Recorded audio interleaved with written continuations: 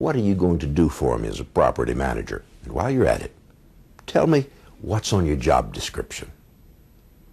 My basic job description would be to be you in Las Vegas, okay, if you lived in Las Vegas. And that would be to pick the best qualified tenant in today's market. Not in last year's market or next year's market, in today's available people today, whether it's high or it's low. Pick the best qualified tenant. Do your best to try to get tenants or to make that tenant pay the rent on time. Try to reduce the amount of repairs and problems with that property during the term of lease, and to get it back in one piece. And it comes back into saying whatever you have to say or doing whatever you have to do to get that accomplished. So, you really are my agent, aren't you?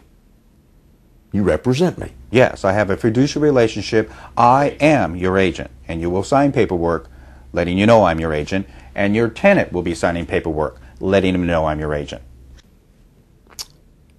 How much do you charge for your services? My fees are not the cheapest fees in Las Vegas. My typical fee is I start with a setup fee, and the setup fee I have is $200. $200 for what? For my initial time of setting up this account. Most people don't realize how much work's involved. From our initial interview, which is free of charge of course, but from our initial interview and you handing me a set of keys. Well, you assume that I'm going to go out to your property either prior to this conversation or prior to signing a lease and assess your situation. Okay? Get a sign up, get the lock boxes up to get it in the computer. Make a list of things that I recommend you do to make the property marketable at the highest rate.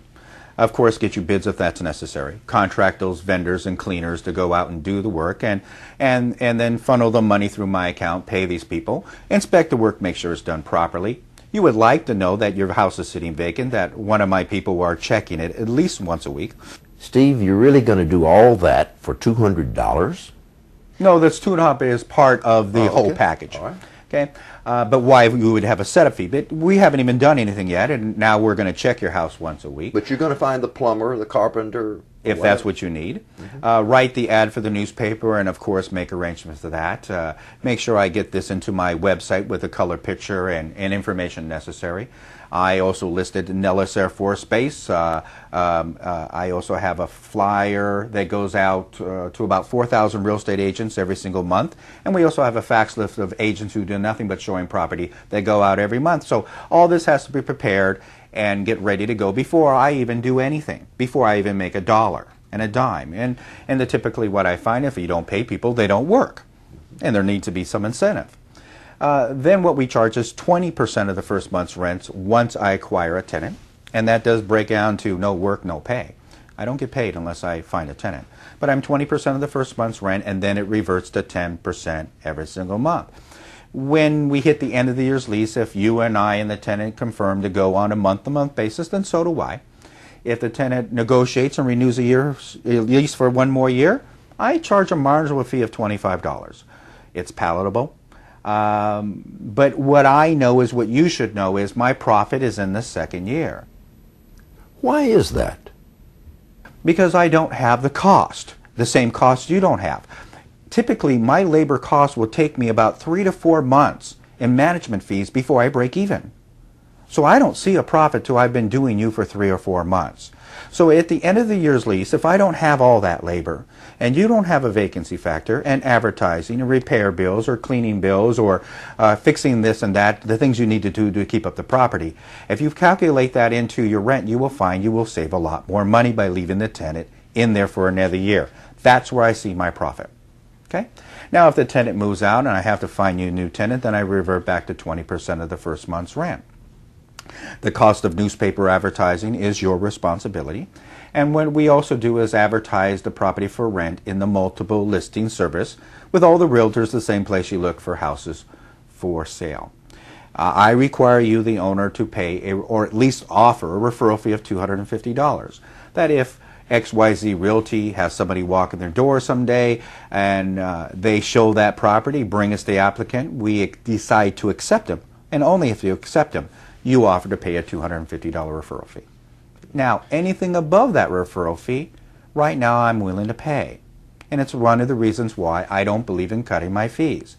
Because if I cut my fees, Gene, I can't help you. Why is that? Well, for instance, the first 2 weeks your house is on the market, I believe in having guts of steel. I don't like to negotiate very much. But if during that first 2 weeks people are calling up and asking me questions but not coming back, or all the applications I see are roommates and bad credit, then my belief is probably the rent's too high. Okay? Now, I'm going to prime you at that 2-week talk that I think the rents are too high. But in my experience, you're not going to let me drop the rent until you've seen me as a property manager do everything I can to help you. And that requires me to open my wallet. At least my belief is. You want to see me open my wallet. Which means I'm going to take the $250 referral fee you're offering and I'm going to increase that to about $300 to $350. Surprise. Realtors can be bought.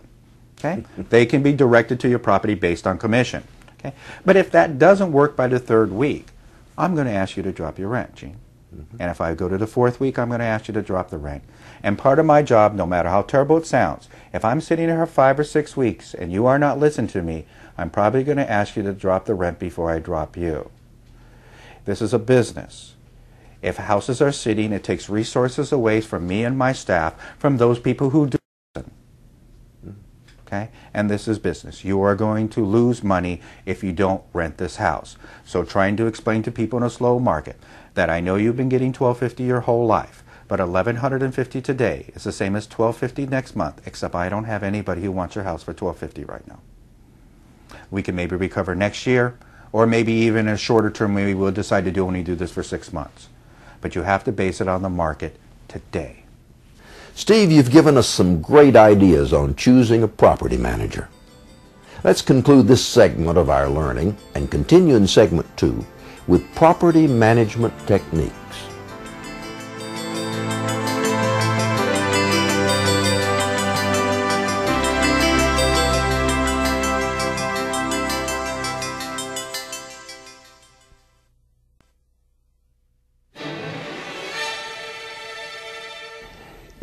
If I'm following you correctly, you're not emotionally involved with that property like many investors are, so you can make prudent business decisions. Is that correct? Yes, because typically owners want, again, to get even or teach a lesson. So we could have a situation with either a divorce or some other natural problem happening in a family where a good tenant is now not doing so well. And it's going to come time that maybe we have to ask this tenant to leave. And some owners in this attempt to get even will give the instruction of, I want you to let that guy know what I feel about him. I want you to tell him how it is. I want you to get even with him. I want him out of the property. And I could be foolish enough to relay that message. What I would prefer to do, Gene, is let you know that you've been a wonderful tenant for the amount of time I've known you. I thank you very much for all the effort and time you put into my property. That my owners decided to take this opportunity to retire and maybe relocate to Las Vegas. And that I'm going to send you a list of all the things you need to do to get your security deposit back, because of course, Gene, you would like to get your deposit back. And I'm going to do it that way. I'll see you on the 31st of the month. What else would you want me to tell them? Because if I tell them a story you want, it may be satisfying to you, and you may feel good about yourself. But your house is going to be a mess. And my job is to get back houses that are not a mess. What's the best way to qualify an applicant? Best way to qualify an applicant is not to believe anything you hear and anything you see, but only what can be proved. You run into people you probably have heard before that say, I can tell something about you by looking at how you maintain your car, or how you maintain your shoes, or your fingernails. I don't believe any of that. I believe all I have is your credit report and your references, period. That is all I really have. And also that people believe certain things to not be true. But a person with good credit doesn't mean that they are going to be a good tenant. And a person with bad credit doesn't mean they're going to be a bad person. And ideally what you would like is the perfect with perfect credit, because it's much more of a guaranteed. But if you are a bit of what we would call a jerk today, Gene, then moving into my house is not going to change you.